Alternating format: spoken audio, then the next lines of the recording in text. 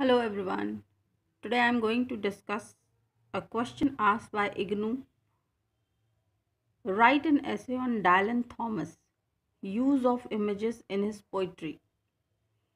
The answer is Dylan Thomas, being the lover of words, the words alone. He didn't care what the words said. He was fascinated with the shape of sound which they made in his ears. He saw the colors which were casted by words.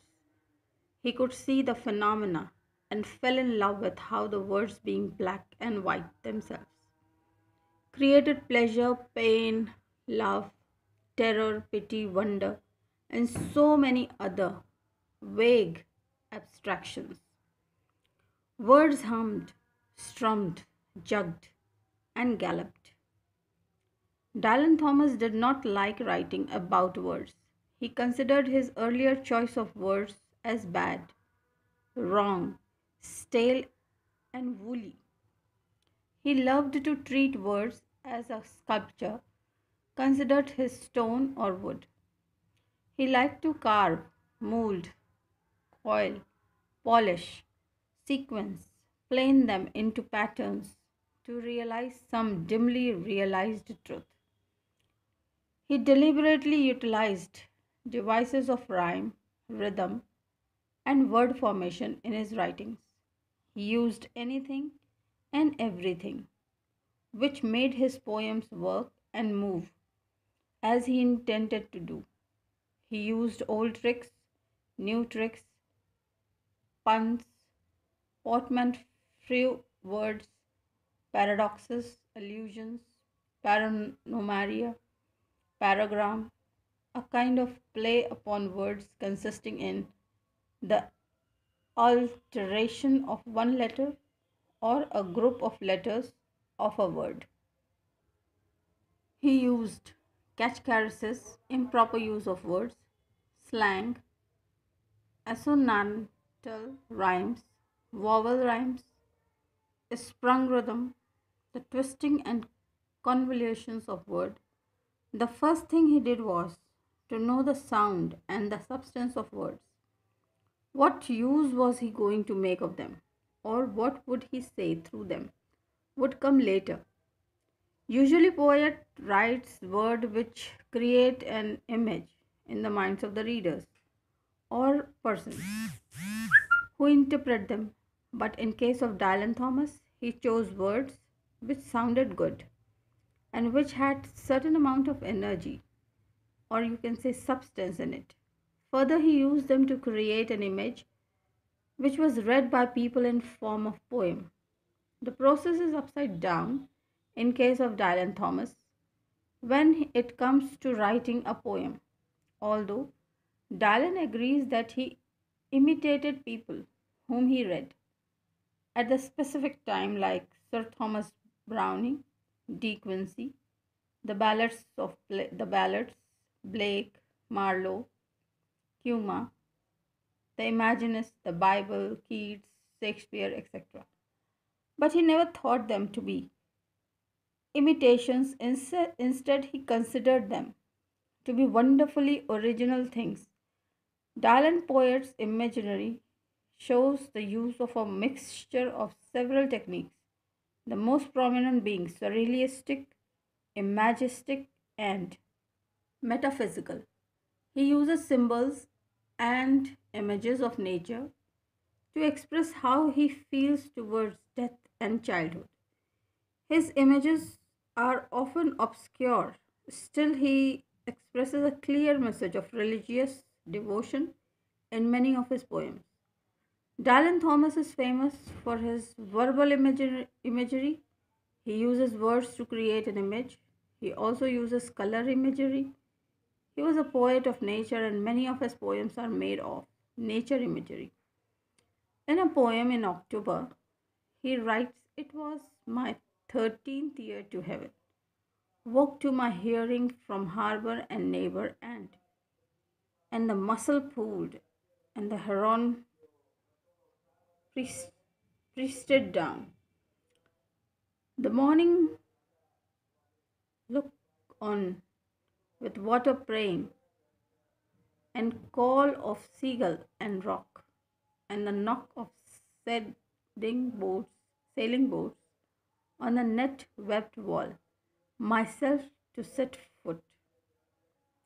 Dalan assumes word as his neighbor,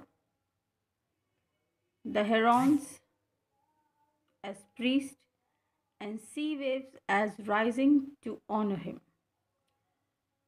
Dalan methods also employs death imagery. In his poems, in the poem, Do Not Go Gentle Into That Good Night. The poem starts with Dalan telling his father not to go soft and gentle towards the approaching death. He says or tells his father to rage, that is, fight death, and do not allow death to take him easily. Do not go gentle into that good night. Old age should burn and rave at close of days. Rage, rage, rage against the dying of the light. Line 1 to 3. Dalan addresses death as good night, as it is a peaceful darkness in which one should rage against the dying of the light. He uses imagery of fury and frightening, making the poem powerful and strong. Here we note that his excessive images of anger towards the death shows his passion for life. He uses action imagery like burning and rave at the close of day to emphasize that on one should resist death.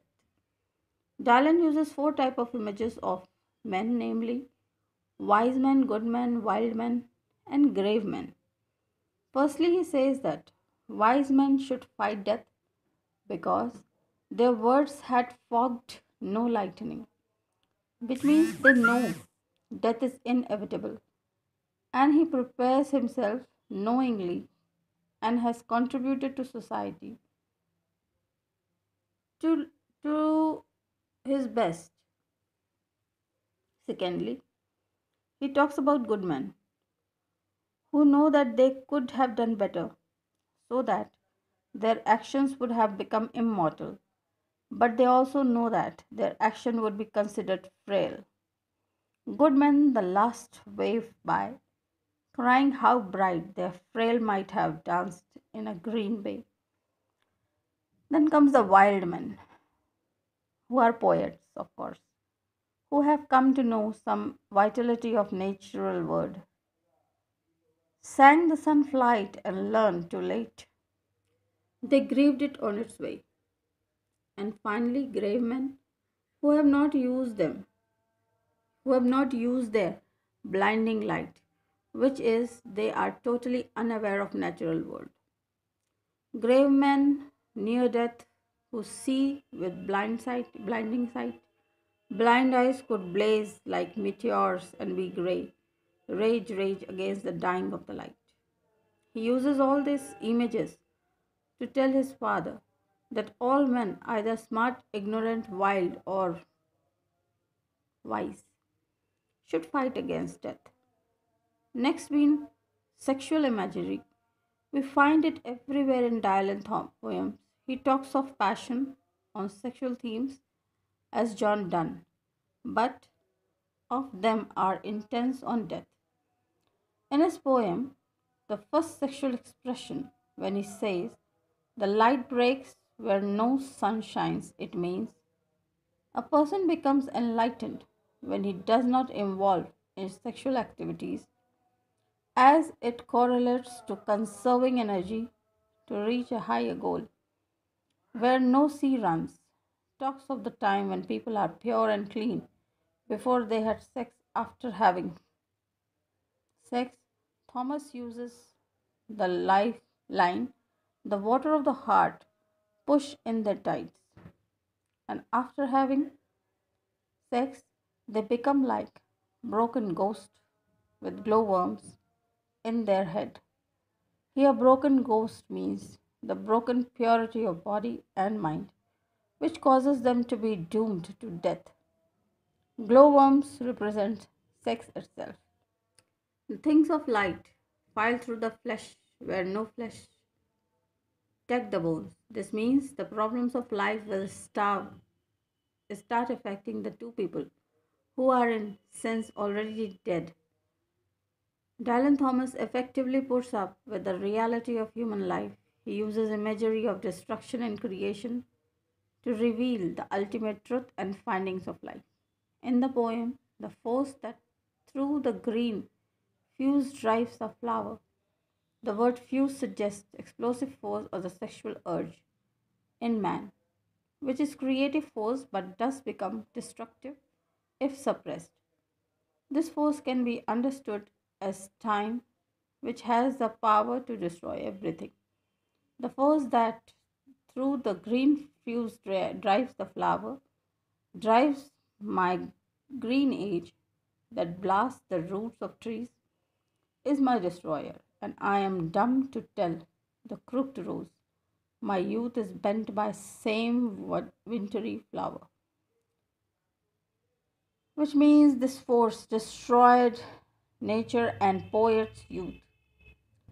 The worm, which will also eat the poet, he will be eaten up and finished by the time.